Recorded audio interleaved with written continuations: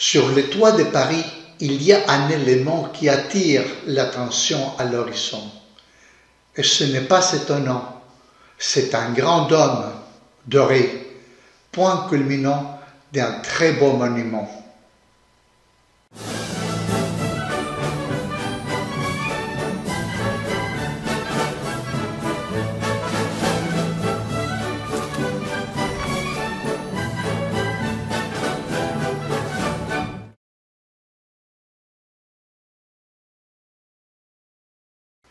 Comme si cela ne suffisait pas, en nous rapprochant, nous nous rendons compte que les immeubles qui l'entourent se sont éloignés, par respect ou par peur, en le laissant tout seul, entouré par des jardins et des esplanades pour sa grande gloire.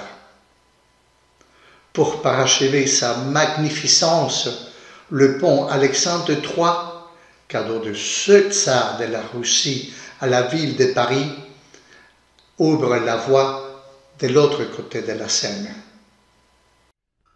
Toute cette perspective se poursuit avec une grande avenue qui sépare les deux palais des expositions, le Petit Palais et le Grand Palais, et tout se termine dans la célèbre avenue de Champs-Élysées. Je parle d'un des bâtiments les plus emblématiques de Paris, les Invalides. Aujourd'hui, il est fondamentalement reconnu pour être le lieu où repose le reste de l'empereur Napoléon Ier.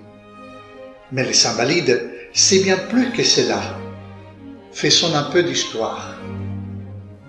Nous devons cette œuvre au roi Louis XIV, baptisé à sa naissance Louis Dieudonné. La France venait de mettre fin à la guerre sanglante de 30 ans. Le nombre de militaires blessés ou handicapés au cours de cette guerre était important. Lorsque les soldats n'étaient plus valables pour la bataille, le roi força les monastères à les recevoir. Mais la coexistence entre les ecclésiastiques avec les anciens combattants était difficile. Les moines se plaignaient de la vie dissolue des soldats et les soldats de la réclusion des moines. Beaucoup se sont échappés des murs des cloîtres, où ils se sentaient si mal à l'aise. N'ayant nulle part où aller, ils sont descendus dans la rue pour vivre du bol, mendier ou se quereller. Louis XIV, qui avait de grandes aspirations pour l'expansion territoriale, avait besoin de faire sortir de la rue l'image de ces soldats qui ne l'étaient plus utiles et reprit une vieille idée pour créer le premier des hôpitaux militaires qui existait dans le monde, l'hôpital national des Invalides. C'est aussi un endroit où ils pouvaient vivre les dernières années de leur vie dans des conditions décentes. C'est en 1670 que, par arrêté royal, le projet est réalisé. Le bâtiment servait également des casernes et des couvents. Plus tard, l'église Saint-Louis des Invalides y fut érigée. Le dit royal disait « Pour ceux qui ont exposé leur vie et prodigé leur sang pour la défense de la monarchie, passent le reste de leur vie dans la tranquillité. » L'œuvre a été inspirée par le monumental Saint-Laurent de l'Escorial, à la périphérie de Madrid.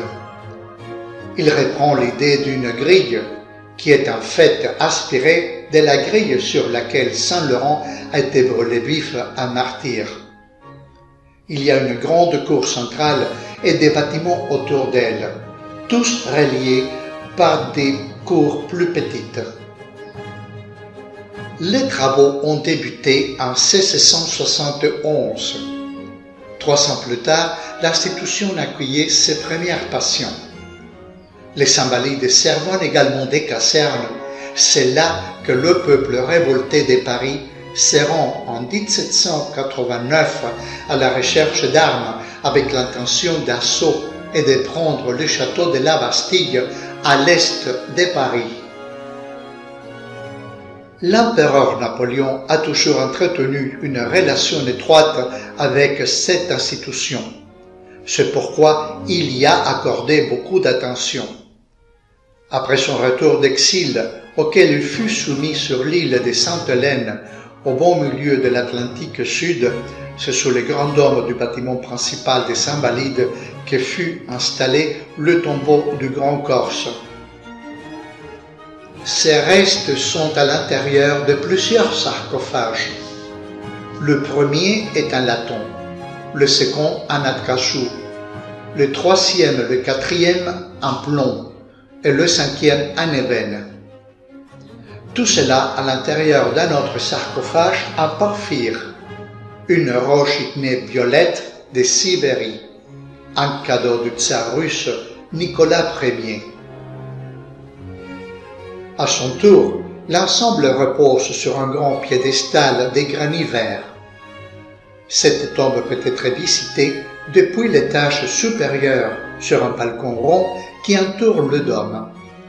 Les rumeurs disent que cela a été fait avec l'intention que quiconque vient visiter ou voir la tombe de Napoléon doit incliner la tête par respect à l'empereur.